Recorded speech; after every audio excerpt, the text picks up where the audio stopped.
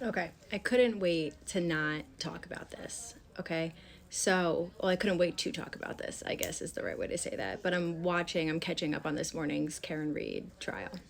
And I just watched Alan Jackson go over the texts that Jen McCabe sent to her sister Nicole, aka Coco, and the group chat. And I wanted to point out some specific ones that I think are particularly relevant in this case. If you don't know me, my name is Stephanie. I am a criminal defense attorney, specifically a public defender. I've been a public defender for the last 12 years.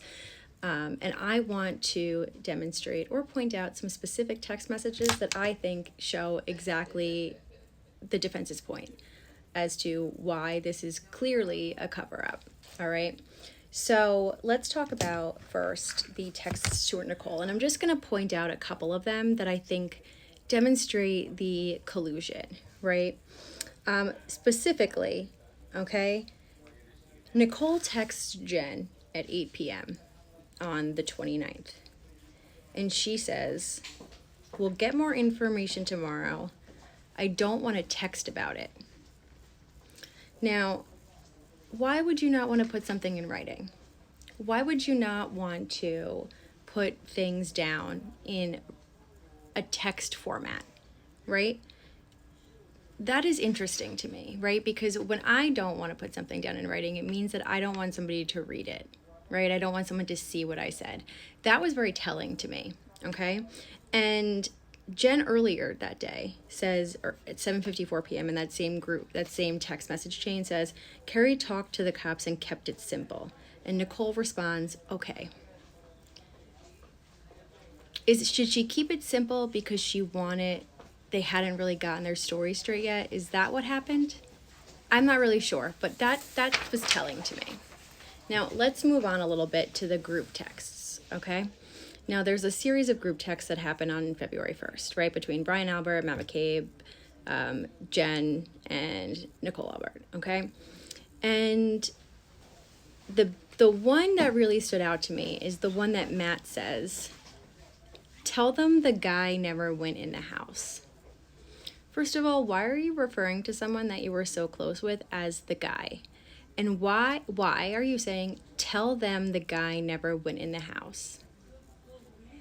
To me, that's very, very, very interesting. Now, I don't know if you're going to find that as interesting as I do, but to me, this is a key piece of information that we need to keep our story straight. So I want you to make sure that this piece of information stays the same.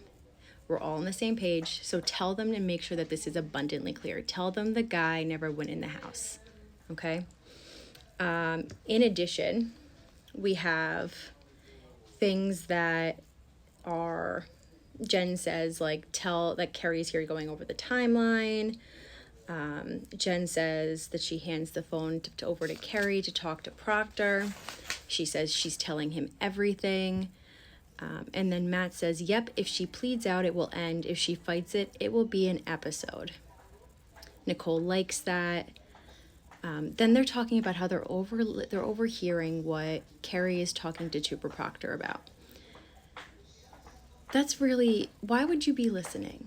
Why would you be listening? Is it because you want to make sure your stories are straight? Now, I really am curious as to the timeline of all of this, especially considering that the timeline of all of this is after Carrie and this Trooper Proctor interview, is after Carrie and Jen have sat down and created this chronological timeline.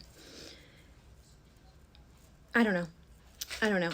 These text messages to me are just extremely, extremely telling as to how they have all sat down together. They've all created this story. They all have this timeline. And it seems to me as if and they kept it simple, right? They kept it simple, but it's what they're saying. It's what they're saying in between the words. It's not even in between the words. It's really just what they're saying outright, right? Like, let's listen and make sure she's saying what she's supposed to be saying. Let's make sure she doesn't deviate from the story. Let's not text about it. Tell them he never went in the house. Well, why do we have to tell them he never went in the house if that's the truth, right? Wouldn't that just come out naturally? Why do we have to make an emphasis of that? I don't know. That was just my thoughts, so I thought I'd point it out. And you let me know what you thought about these text messages in the comments. I'm curious to hear your thoughts. See you guys tonight at 6.